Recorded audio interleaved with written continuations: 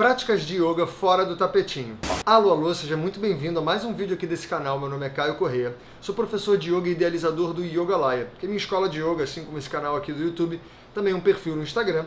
E aqui a gente vem fazendo uma série de vídeos, sobre os caminhos, os objetivos do yoga, ou seja, os caminhos que a gente vai traçando. A analogia que eu tenho feito é como se o objetivo final do yoga fosse o topo da escada, mas a gente tem que saber olhar para cada degrau, E a gente já falou de alguns sutras, tá? Porque todos esses passos, eu estou trazendo segundo um texto que é considerado o texto clássico do yoga, que é o Yoga Sutra de Patanjali, E ele traz diversos marcos, diversos pontos, que são pontos de atenção muito relevantes para a gente entender a nossa prática de yoga na nossa vida, Não só a prática no tapetinho, ou seja, a prática das posturas como a gente vê mais convencionalmente no dia a dia. E hoje eu vou trazer não um sutra só, mas eu vou trazer um conjunto de 6 sutras, ou seja, 6 passagens desse texto que são na sequência e que ele traz propostas de práticas, ou seja, práticas de yoga, mas diferentes das práticas que a gente está acostumado. Então vem comigo.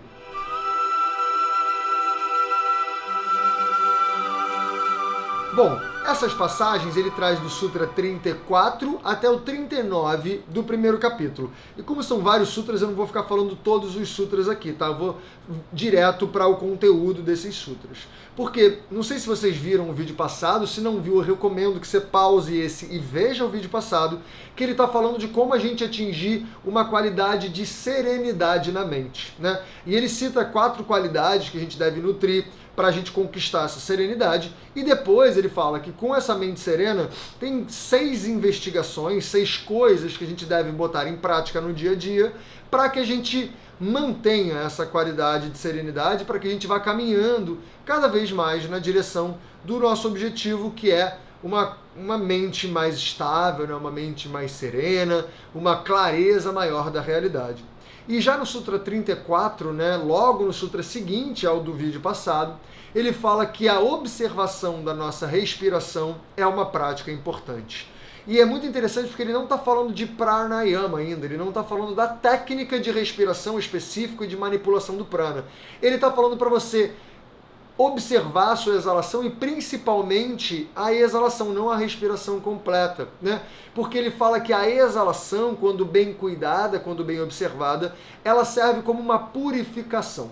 Ele usa a palavra pratyardhana, E pratyardhana é uma purificação que a gente pode fazer através desse cuidado com a exalação, tá? Então essa é a primeira prática que a gente deve fazer, ou seja, no seu dia a dia, observa como está a sua respiração ao longo do dia e cuida da exalação. Quando você sentir que a sua respiração alterou, está esquisita, não cuida de tudo. E é bonito que ele traz um ponto específico, ele fala, cuida da exalação e identifica a sua exalação como esse momento de liberar carga, de purificar, de dar uma relaxada, E você cuidando da exalação é uma forma de praticar yoga para você ter essa qualidade de mente mais serena. Isso é lindo, No sutra seguinte, no Sutra 35, ele faz uma passagem que é absolutamente relevante, ainda mais nos dias de hoje. Ele fala, observa a sua relação com os objetos. Com os objetos, que ele quer dizer, os objetos físicos, mas também as pessoas, mas também as ideias, Observa a sua relação com tudo que está em volta de você.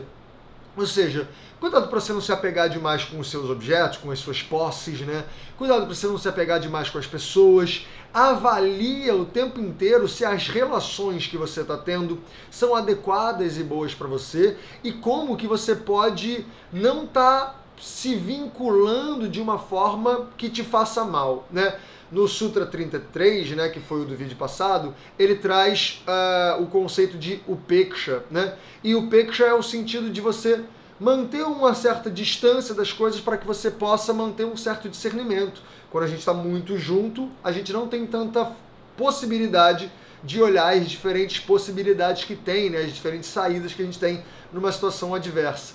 Então aqui ele está falando para constantemente você reavaliar a sua relação com os objetos.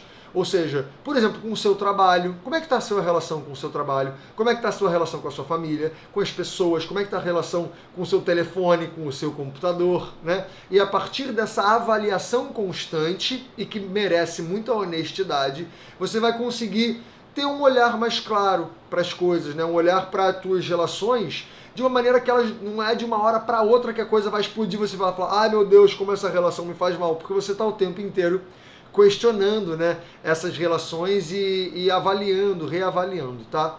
Aí no Sutra 36 ele traz um outro ponto que é lindo, né? Ele fala sobre a gente avaliar e relembrar, na verdade, né, que a nossa luz está dentro, né?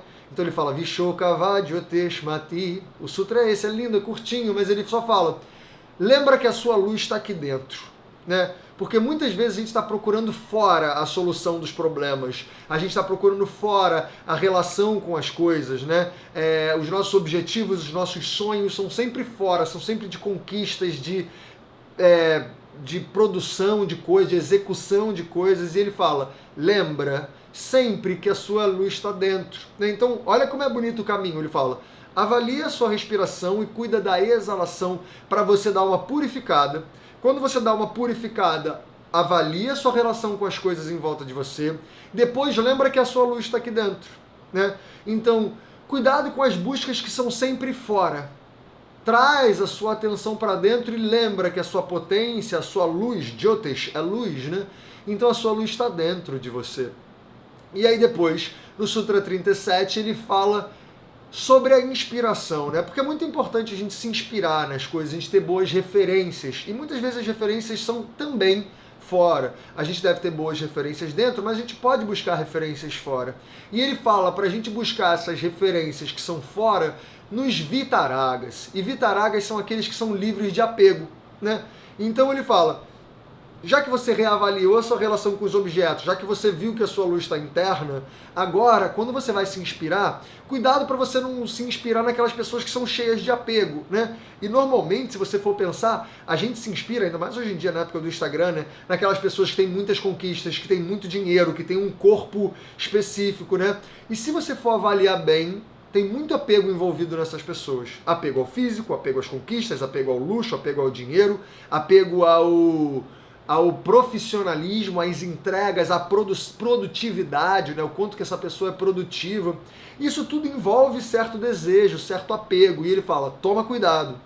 Procura referência em pessoas que são livres de apego, para que você possa se nutrir de referências que não vão te confundir, né? Porque ele, olha o caminho de novo, ele está falando para você purificar, para você reavaliar a sua relação com os objetos, para você lembrar da sua luz como ela está dentro. Então, se a sua luz está dentro, procura pessoas que entenderam essa ideia, de que a luz está dentro, não está fora, né? Não estão procurando sempre ser mais bonitas, mais gostosas, mais ricas, né? Porque, não que isso seja um problema para ela, mas aqui ele está falando, cuidado com quais são as suas referências, cuidado com quais são as suas inspirações, né? Porque assim a gente consegue ter uma inspiração em pessoas que realmente vão facilitar o nosso processo na caminhada do yoga, na caminhada dessa mente mais serena. Lembra que eu não estou falando de qualquer pessoa, eu estou falando de pessoas que estão buscando essa qualidade mental que o yoga propõe, que é uma qualidade de serenidade, né? Se você for uma pessoa que quer ser milionária, talvez essa qualidade mental não seja a que você está buscando, né? Porque a gente sabe que pessoas que têm muito trabalho, são muito ricas, normalmente elas têm uma mente muito agitada, muito estressada, né? E às vezes, se essa é a busca dela, beleza. Mas se essa não for a sua, cuidado com quem são as pessoas que te inspiram, tá? Porque o nosso objetivo no yoga é essa serenidade mental, para a partir dessa serenidade mental eu ter mais clareza do dia a dia, a clareza da realidade que se apresenta na minha frente, né? E aí no 38 ele fala, observa o seu sono e os seus sonhos. Então, ele está trazendo aqui o sono e os sonhos como referências de o que está passando pela nossa cabeça e como está a nossa qualidade mental. Aqui não é um estudo dos sonhos para eu entender o significado do sonho, né? Mas aqui é uma ideia de, se eu tenho um sono agitado, isso pode querer dizer que a sua mente está agitada. Se você sonha com algumas coisas, isso quer dizer que essas coisas que você sonha estão passando na sua cabeça.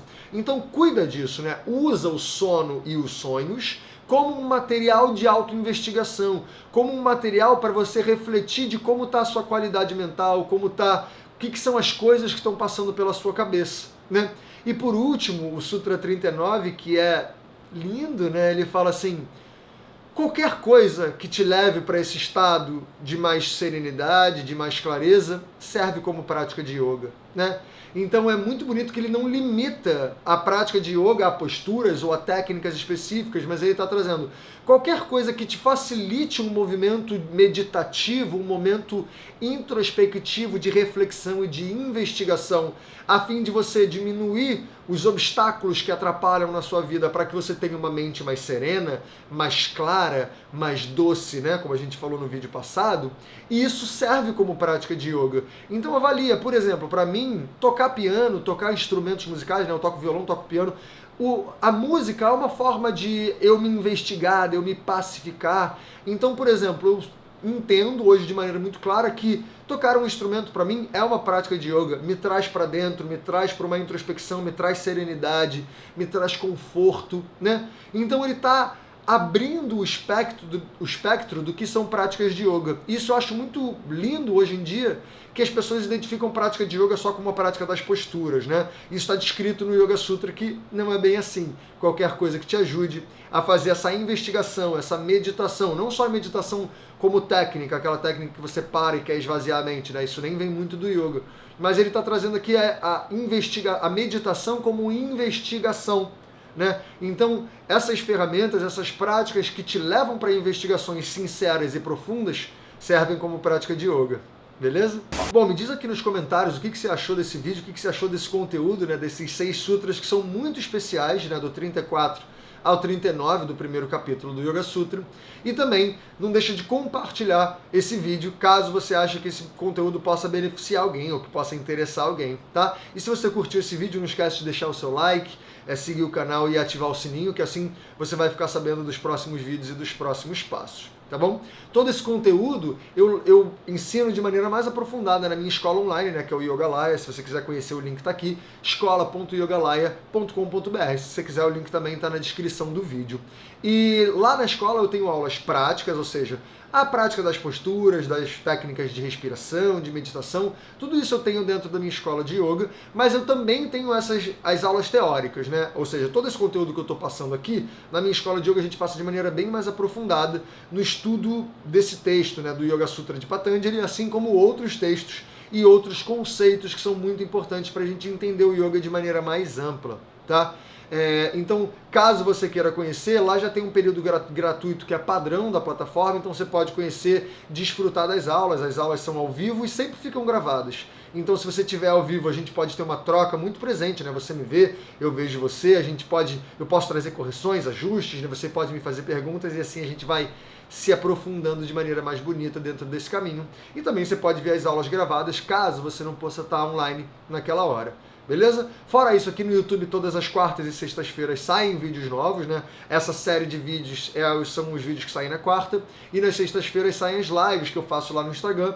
No Instagram eu trago pra cá num outro formato, num formato maior, mais fácil de ver, mais bonito. Mas são as lives que eu faço ao vivo lá, aqui eu trago de maneira gravada. E fora isso, no Instagram, né, todos os dias eu lanço conteúdos novos, né? Então é uma forma da gente estar diariamente entrando em contato com pílulazinhas do yoga, o que ajuda a gente a se inspirar e a manter esse caminho na direção de onde a gente quer ir, de uma mente mais clara, mais serena. Pelo menos essa é a minha busca. Leveza é uma busca muito bonita. Beleza? Então a gente se vê ou na minha escola, ou aqui no YouTube, ou no Instagram. Um beijo e até a próxima.